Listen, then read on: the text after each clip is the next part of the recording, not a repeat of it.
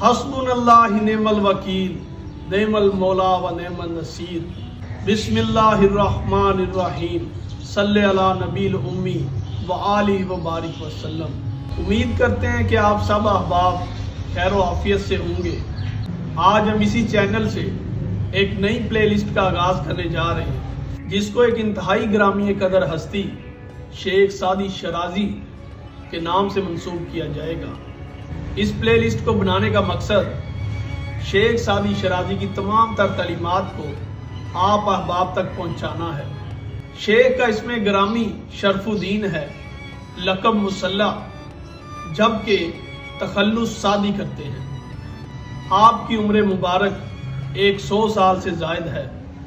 آپ کے والد کا نام عبداللہ تھا، جبکہ آپ شیراز کے علاقہ سے تھے۔ اسی نسبت کی بدولت آپ کو سعدی شرازی کہا جاتا ہے۔ آپ کا بچپن شیراز ہی میں گزرا، جبکہ سیر و تفریح سے آپ کو خاص شغف تھا۔ آپ کے والد آپ کے بچپن ہی میں انتقال فرما گئے اور آپ کی تعلیم و تربیت کا ذمہ آپ کی والدہ نے اٹھایا، جو انتہائی آسن طریقے سے نبھایا۔ شیخ سعدی بچپن ہی سے ذہانت میں ملکہ رکھتے تھے۔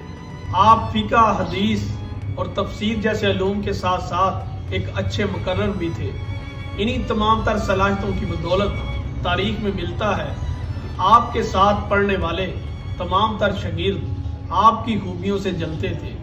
آپ نے اپنے استاد محترم سے جب اس بات کی شکایت کی تو آپ کے استاد نے آپ کو ایک نصیحت فرمائی، جو تا حیات آپ نے اپنے پلے باندھ لی۔ آپ کے استاد محترم نے فرمایا، اے بیٹا، تیرے دوست اور ساتھی برا کام کرتے ہیں، مگر تو غیبت کر کے اس گناہ میں شریک نہ ہو۔ آپ پر اس نصیحت نے بہت زیادہ اثر کیا، لہذا تا حیات آپ نے کسی کی غیبت نہ کی۔ اس کے ساتھ ساتھ شیخ سیر و تفریح کے بہت زیادہ شائق تھے۔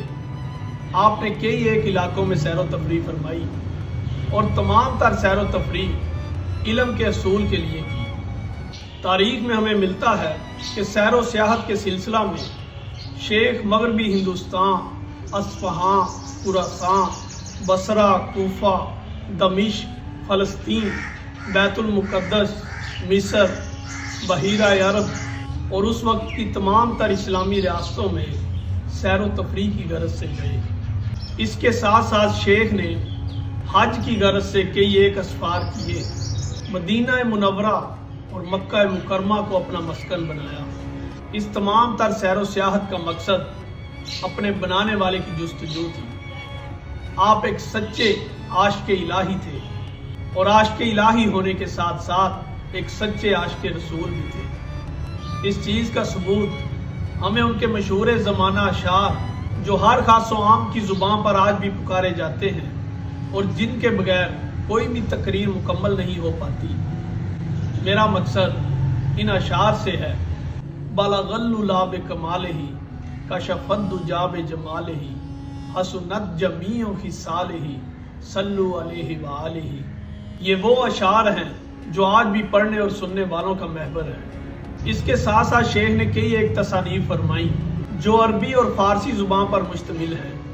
ہمیں فارسی غزلوں کا ایک دیوان بھی ملتا ہے، جبکہ تاریخ کنگالنے پر غزل کے موجد بھی شیخ سعدی ہی بتائے جاتے ہیں۔ جو چیز آپ کی شہرت کا باعث بنی وہ 2 تصانیف ہیں، گلستان اور بوستان۔ یہ وہ تصانیف ہیں جو فارسی لٹریچر کا ایک چمکتا نگینہ ہے۔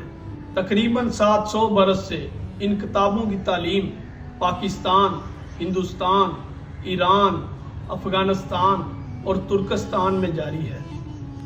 یہ کتابیں تمام تر لائبریریوں کی زینت ہیں اور وقت کی گرد نے ان کا رنگ پھیکا نہیں ہونے دیا۔ ہم اس چینل کی وساطت سے انہی 2 تصانیف کی تعلیمات کو عام عوام تک پہنچائیں گے۔ ہمارا اس پلے لسٹ کو بنانے کا مقصد شیخ سعدی شرازی کی ان 2 تصانیف پر کام کرنا ہے۔ انشاءاللہ ہم تمام تر ادبی صلاحیتوں کو استعمال کرتے ہوئے ان دونوں تصانیف میں سے مواد کو اکٹھا کریں گے اور ہر خاص و عام تک اس چینل کی وساطت سے پہنچائیں گے۔ جزاکم اللہ خیر۔